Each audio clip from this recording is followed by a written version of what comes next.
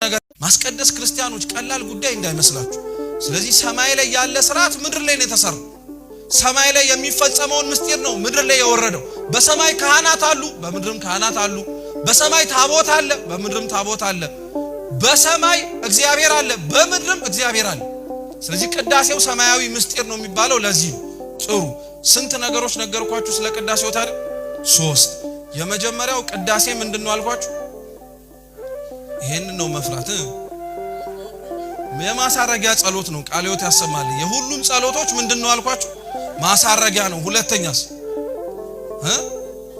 እሺ ችግር የለም። አሁን ሰማያዊ ስርዓት ነው። ሶስተኛውስ ምንድን? የማህበር ጸሎት ነው። በሉ ከዚህ በኋላ ያለው በስነ ስርዓት ነው።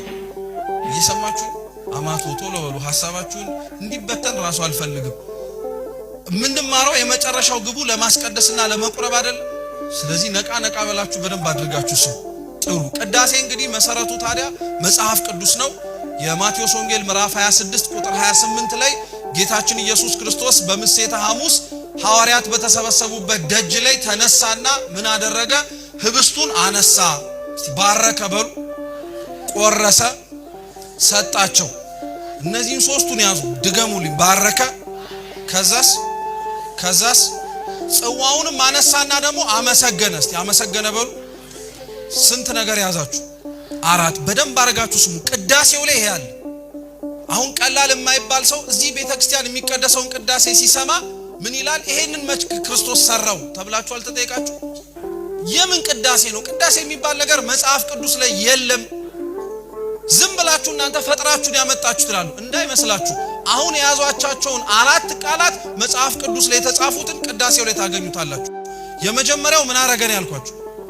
አረ ቶሎ በሉ። ባረከ። ቅዳሴው ላይ ልክ ከመግባቱ በፊት ካህኑ እንዲህ ሲል አልሰማችሁትም?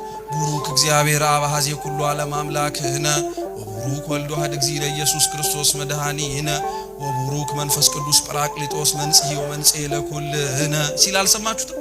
እየባረከ ነው ማለት ነው። 1 ሁለተኛ ምን ያላችሁ? ቆረሰ።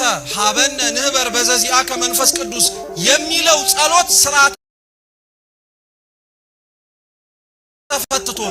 ጥሩ ሶስተኛ ምን አላችሁ? ሰጣቸው። ልክ ቅዱስ ሥጋው ክቡር ደሙ ተዘጋጅቶ ከጨረሰ በኋላ ቤተ መቅደስ ጸሎት ልክ ሲያልቅ ወደ ታች ወርዶ እንቆርባለን አንቆርብ። ስለዚህ መስጠቱ አለ ማለት ነው። አራተኛው ምንድነው? በሉ እንጂ ናኩቶ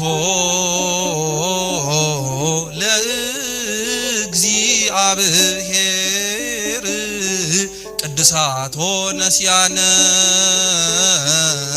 ከመለ ሕይወተ ነፍስ ይኩነነ ፈውስ።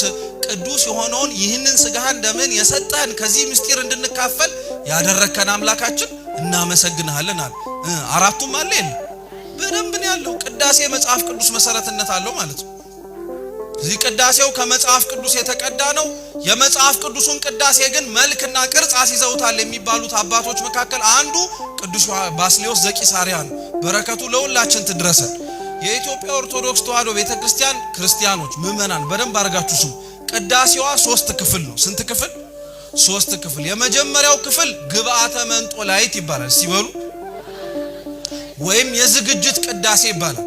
በዚህ ክፍል ላይ ካህናተ ቤተክርስቲያን ውስጥ ገብተው ጸሎት የሚያረጉበት፣ ንዋያቱ መሟላታቸውን የሚያረጋግጡበት፣ ምእመናን ወደ ሥርዓተ ቅዳሴው መግባታቸውን የሚፈትሹበት ክፍል ሲሆን ልክ ይሄንን አድርገው ከጨረሱ በኋላ ልብሰ ተክህኗቸውን ዲያቆናት በቀሳውስት፣ ቀሳውስት ከነሱ በክብር በስልጣን ከፍ ያሉ አበው ሊቃነ ጳጳሳት ቆሞሳት ካሉ አስባርከው ነው የሚያደርጉት። አስባርከው ማንኛውም ክህነት ያለው ሰው ልብሰ ተክህኖ ስላደረገኘ ብቻ ዝም ብሎ መልበስ አይችልም። አስባርኮ ነው ማግኘት ማድረግ የሚችለው። ይሄ ስርዓት ነው። ከውስጥ ነው ስርዓቱ የሚጀምረው። ክርስቲያኖች ልክ አስባርከው ሲያደርጉት ራሱ ዝም ብሎ ያደርጉትም፣ ይለኩታል። ምን ያደርጉታል? ስሙ በደንብ ይጠቅማቸዋል። ይለኩታል። ሲለኩት ልክክ እንዲልባቸው ነው የሚፈልገው። ከእግራቸው ከፍ እንዲልም አይፈለግም፣ ከእግራቸው በጣም እንዲረዝምም አይፈለግም። ለምን እንደሆነ ታውቃላችሁ? እነሱ የሥጋ ምሳሌ ናቸው።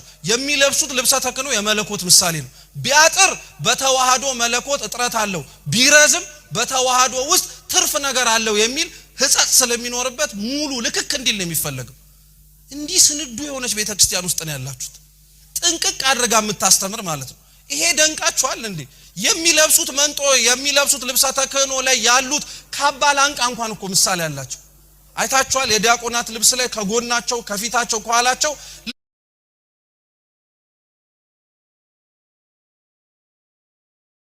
ሆነች ነገር አይለችም። ልክ የሰንበት ትምህርት ቤቱ መዘምራን እንዳደረጓት የምትመስል ማለት ነው።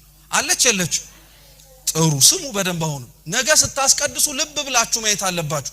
አንዱ በቅዳሴ ውስጥ የማንመሰጠው እነዚህ ነገሮች ስለማናቃቸው ዝም ብሎ የሚዟዟሩ ስለሚመስለን ለምንድን ነው የማታስቀድሱት ተብሎ ሲጠየቅ እኔ ምን እንደሚያረጉ አይገባኝም። ይገባሉ፣ ይወጣሉ፣ እንዲያረ